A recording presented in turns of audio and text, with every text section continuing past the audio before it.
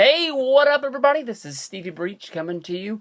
This weekend is going to be huge. Sunday night. I know that UFC doesn't run a lot of pay-per-views on Sunday night, but directly after the Colts versus Patriots AFC Championship game on Fox, in fact, they're even going to be running commercials for you to flip over as soon as this football game is over to watch the main event on Fox Sports 1. I know this because I saw Conor McGregor filming the commercials on the UFC Embedded show.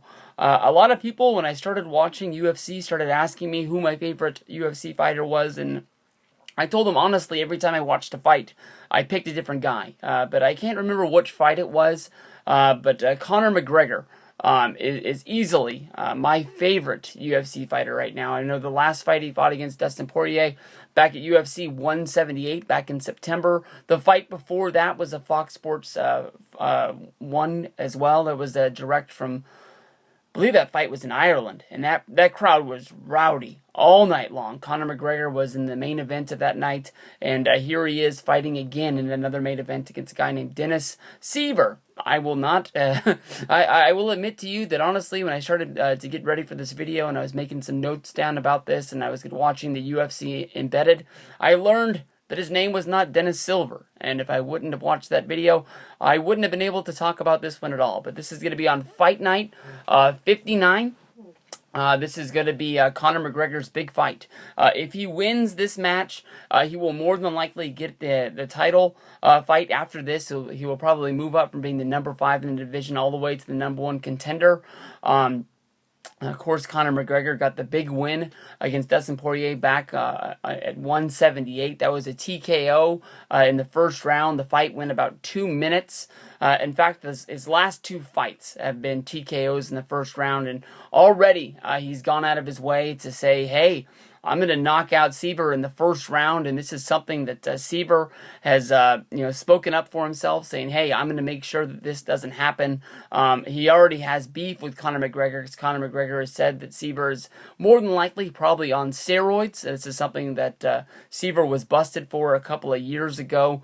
Honestly, when you look into this fight and you look at their lineup of bar to bar, easily you can tell that Siver is giving up a lot of reach. Definitely giving up some age.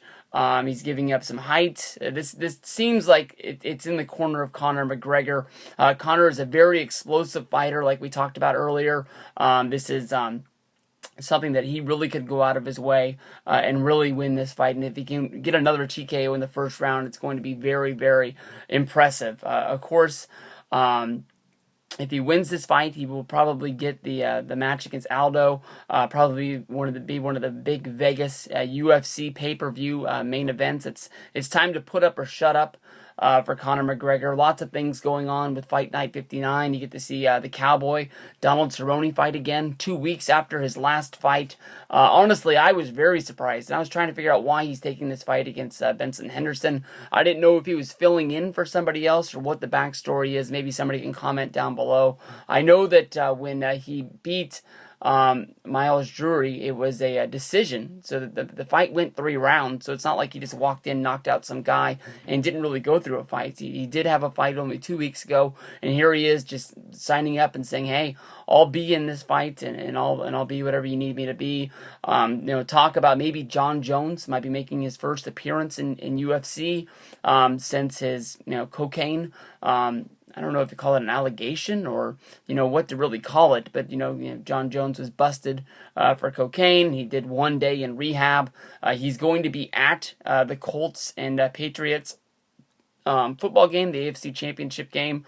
It's being held in Boston. So I can see as long as this football game doesn't go down to the last minute, him just jumping in a car and making sure that he's at the UFC show to see the main event. I don't know if UFC would want to shoot him, showing him down there around the ring. Of course, he is coming off his big win at the last UFC show, UFC 182. And I don't know why there hasn't been talks about him having to give a rematch, due to the drug allegations. But we'll have to see what goes down from there as Jon Jones is champion. Of course, he wasn't suspended. Of course, he wasn't stripped. There was a loophole in the rule about being busted, but you know that UFC has to not be happy about this being leaked out. But we'll see more to this story to come. But Conor McGregor fighting on Sunday, directly after the Patriots versus Colts AFC Championship game on Fox Sports 1. Hey, what up, everybody? This is Stevie Breach coming to you. Tomorrow night is going to be a huge night for professional sports fans out there. Tomorrow is you got both of your NFC and AFC championship football games.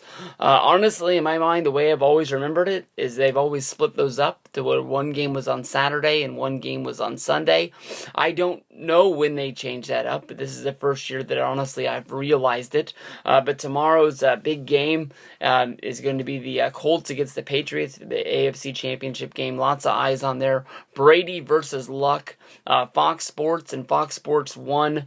They both of these guys knocked it out of the park, and they got the best hand-delivered schedule that they could do, because UFC had already booked UFC Fight Night 59 for Boston that night with the headliner of Conor McGregor, the huge Ireland MMA star, and to be honestly and true, my favorite UFC fighter there is. There's been a lot of guys that when I watch their fights, I'm like, this is the best fighter going. I really like this guy, and maybe a week later down the road, I honestly have forgotten their name, and it's not till the next time I see them or I'm getting ready for a fight, I'll watch one of my old videos that I watched about them and realize the things that I liked about him.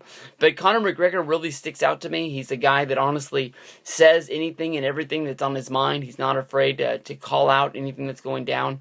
In my mind, he's like a mixture of 1980s Ric Flair. If you can remember him walking in to UFC 178 when he fought against Dustin Poirier, he was wearing the Ric Flair glasses. He had the white suit on. He was looking to the nines, dude, and he reminds me a lot of Sheamus, the WWE fighter. Not one of my favorite guys, but just one of those badass dudes inside of the ring. And, oh, big old chops. He gets in there. You know that he's not afraid of getting hit.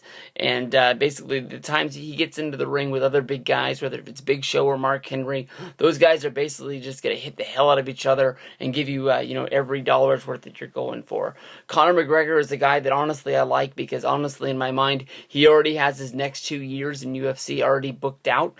Basically, he knows that if he wins this fight against Dennis Siver at Fight Night 59, he's going to be moving on, headlining one of the big UFC pay-per-views, more than likely one of the Las Vegas MGM Grand shows, fighting against Jose Aldo. Of course, that's going to be for the featherweight championship. Once he wins the featherweight, I can honestly see him moving on and moving up to the lightweight division, going after Anthony Pettis. This is going to be a great fight, because this is Ireland versus Russia. Two big dudes that just go out there and just want to beat the hell out of each other. Dennis Siver is no pushover. Dennis Siver has a past with steroids, and he's not what he once was. But he is a guy that has beat a lot of names in UFC, and it's not going to be... and it's not going to be easy, even though that you walk in as Conor McGregor. You've won your last 2 fights by TKOs in the first round. Basically, he's called out Dennis Siver, telling him that he's going to beat him in under a minute again. That's the same way that Dustin Poirier went down. That's the same way that I believe Briato. It was something like that. And that was the fight that was from Ireland at UFC Fight Night 46 back in the day. That was the awakening that I saw of Conor McGregor. But tomorrow is going to be a very good fight. He's a very, very explosive fighter. He's going to be coming all out, and he's basically just going to back up what his mouth has said, that he is the best fighter in UFC, and he's going to take it by storm, and he wants that championship. He wants a shot at Jose Aldo. This is something that after UFC, he thought that he was going to be able to get that shot. If you go back to the Aldo fight, when Aldo fight against Mendez, that was Aldo versus Mendez 2, basically... I think Conor was basically trying to tell Dana White and UFC to book him for one of the shows in one of the main event slots. Basically, he already had told his management, to buy tickets to fly him and his crew to the show, because that's where they were going to be fighting at, and they needed to be booked up and have the best rooms and flights that they could do. Hopefully, somebody got word to the manager, and I believe those tickets weren't purchased. But it's a funny backstory about Conor McGregor just trying to push himself into those championship fights. Some people say he's not ready, but I honestly think he's one of the biggest stars in UFC. And you gotta put your money behind where your mouth is and see what goes down.